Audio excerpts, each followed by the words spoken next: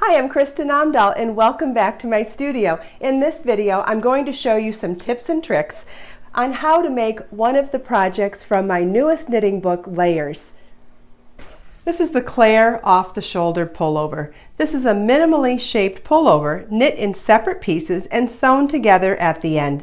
The beauty of this textured yarn is enhanced by the subtle stitch pattern. Instructions are given for an off-the-shoulder neckline or a more narrow neckline. This pattern is available as an instant download, or it's available as part of my newest knitting book, Layers 19 Knit Projects to Fit, Flatter, and Drape. The pattern includes instructions for 6 sizes, from size 36 bust to size 56 bust. You'll need Be So Tender yarn, a size US 8 or 5 millimeter knitting needle, and depending on your gauge, you may need to go up or down for determining the gauge that works for you to make the correct size. When you take a look at the pattern, you'll see that there's multiple numbers for every set of instructions, and that's because it is condensed to show instructions for all 6 sizes throughout the pattern. So if you're making any given size, small, medium, large, XL, so on and so forth, it's really helpful sometimes if you highlight the set of numbers that are for your size. So let's say you're making the 3rd size where it starts right here. I would highlight that in, let's say, blue or yellow or green, and then throughout the pattern highlight that set of numbers where it comes up so that you stay on track.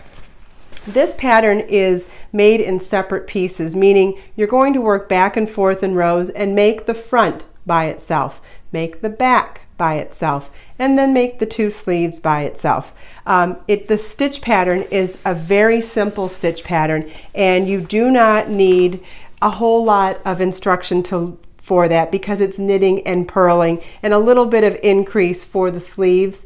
I do have stitch videos specifically for those, so if you need a refresher, I think it might be helpful to watch the knit stitch, the purl stitch, and the knit front and back stitch. But in this video, I thought it was more important to talk about seaming, because if you're not comfortable with seaming, A, you can do it poorly and not like your finished results, and B, not be confident enough to even do it in the first place and avoid it altogether.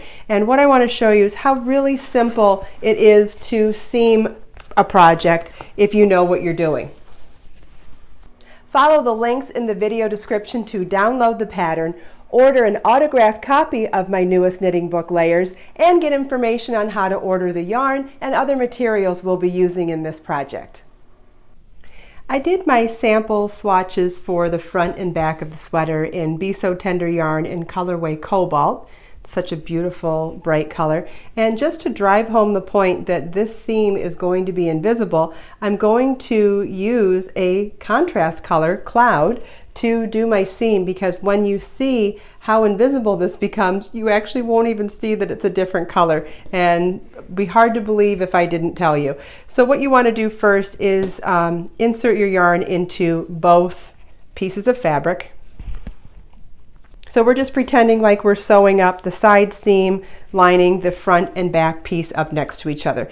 And what we do is work 1 stitch in from the edge and pick up 2 horizontal bars in the fabric. And what we're going to be doing is paying attention to making sure we stay in that same lane or that same column all the way up the work, and make sure that we only pick up 2 horizontal bars of thread as we go.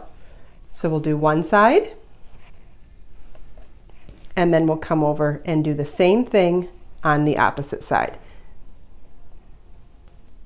And if you pull it up a little bit, you'll see that you've grabbed 2 horizontal bars of thread. And I'm not going to tighten it right away so you can see what it looks like, and then in a couple of stitches we'll start tightening it. So I want to make sure I'm in that same bar, or same aisle, so not aisle, what would you call it? Same column.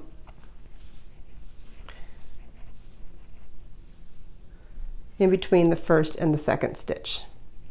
And it's a little harder to recognize when you're working between the knit and purl stitches here in that beginning of the basket weave section, but once we get to the stockinette section, it's going to become a lot easier to recognize. So let's just make it through here, and then where I'll be able to really teach you the technique of what we're doing is when we get to the stockinette. Now this particular pattern, we added a garter stitch selvage 1 stitch on the edge of the fabric. So you can see those purl bumps on every other row of the garter stitch.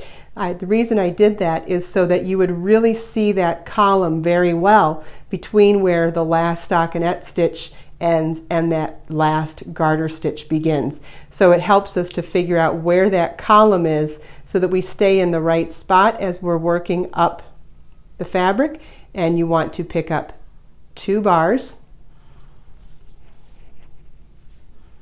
just like we did below. And then we'll come over here and do the same thing. Pick up 2 bars.